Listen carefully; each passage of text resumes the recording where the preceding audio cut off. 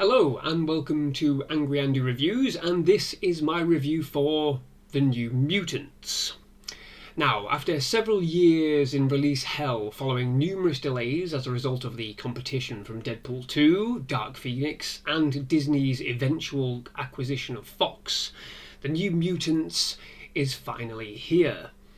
Unfortunately though, it hasn't been worth the wait. This film, my word, this film, where do I start?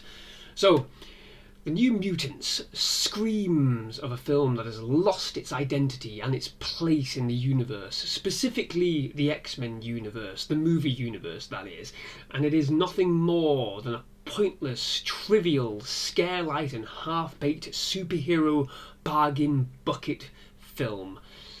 As most are probably aware, with Disney's acquisition of Fox, X-Men films as we know it will no longer continue, with the MCU looking to revamp the characters to fit them into their own setup and narrative at some point in the future. And this puts New Mutants in an already difficult, if not impossible, minefield to navigate, and compounds that feeling that this film has no real reason or purpose for existing, something that the film also fails to provide.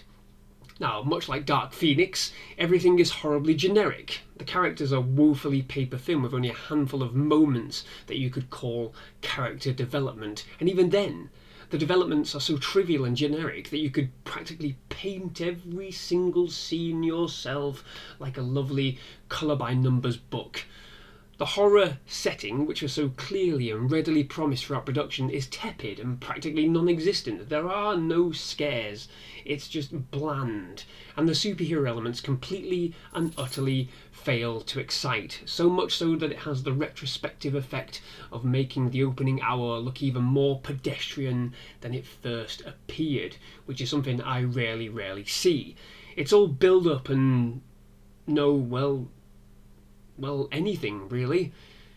What wider references there are to the X-Men universe that it belongs to are completely inconsequential and potentially more damaging than they are helpful. The sheer fact that the franchise is dead at this point renders every single reference painstakingly redundant for fans. There are references to the X-Men team, Mr. Sinister, Essex Corp, big characters, big organisations, and a whole host of others, but none of it matters anymore because this is going nowhere. This film is going nowhere. The franchise is going nowhere. It is dead. It is DOA. Not only that, but the X-Men universe is so... the timeline is so bewilderingly confusing at this point that it's impossible to suggest when this film would even likely fall within the timeline. Is it before Logan or after Dark Phoenix? If that's the case, does it come before Days of Future Past or after Deadpool 2? I'm being facetious, but you get the idea. This film has no idea what it is, what it wants to be.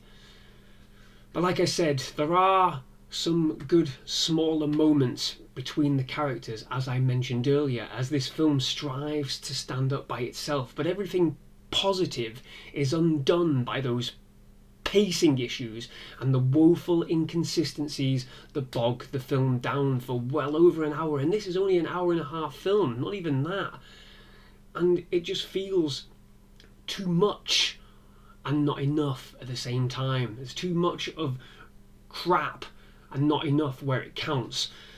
Structurally, the film is sound, despite the apparent studio meddling that reportedly hampered it, even if it's unsure about what it really wants to be. It is well shot, and the acting, it isn't too bad either, with Anya Taylor-Joy, the standout performer, but perhaps she was shrewd enough to see the writing on the wall and figured that whatever happened here would have no bearing on her career, which it hasn't, so more credit to her there. Anya is electrifying once she is allowed to utilise her powers fully after some solid build-up, but we see so very little of it that it ends up looking and feeling entirely lacklustre through no fault of her own, and that can be said for the rest of the cast and characters, who are driven by a very one-note plot, some crude dialogue, and virtually no opportunity for the characters to fully showcase their powers.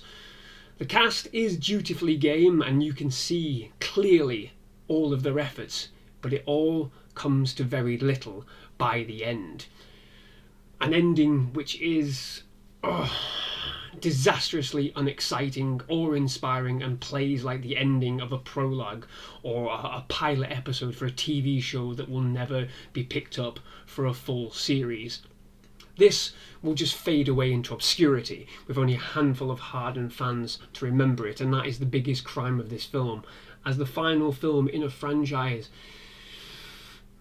for it to be this bad is a massive crime, because it will take something absolutely spectacular for these characters to ever be seen again, or for the X-Men franchise in general to pick up where it is. And God knows how Marvel and the MCU and Disney are going to fix these characters so that anybody really buys into them.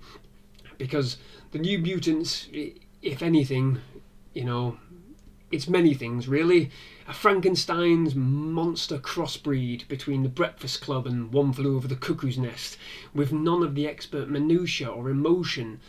A horror with no scares, a superhero film with no moments of superhero spark, a completely pointless film. And while it's not the worst film in the franchise, Dark Phoenix, it is by no means without the very issues that have resulted in ridicule and scorn being the first thing that people think about when they think about the X-Men movie franchise. My word, how far the franchise has fallen. Like I said, I have no idea how Disney and Marvel will rectify this. Maybe they will drip feed characters in very slowly, but for me, this film just cements the very issues of the X-Men film franchise.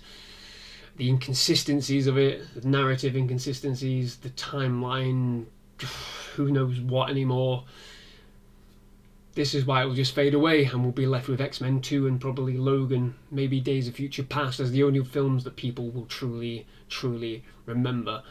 And after, 18, 20 years of movies, that isn't great. So for me, the New Mutants, unfortunately, is a 4 out of 10, and I feel like I am being generous there purely because of Anya Taylor-Joy's performance. But yes, a 4 out of 10. And I'm going to go away now because I've had enough. This film was an absolute chore to watch, and I need to think about something else and watch something else. Probably Bill and Ted 3.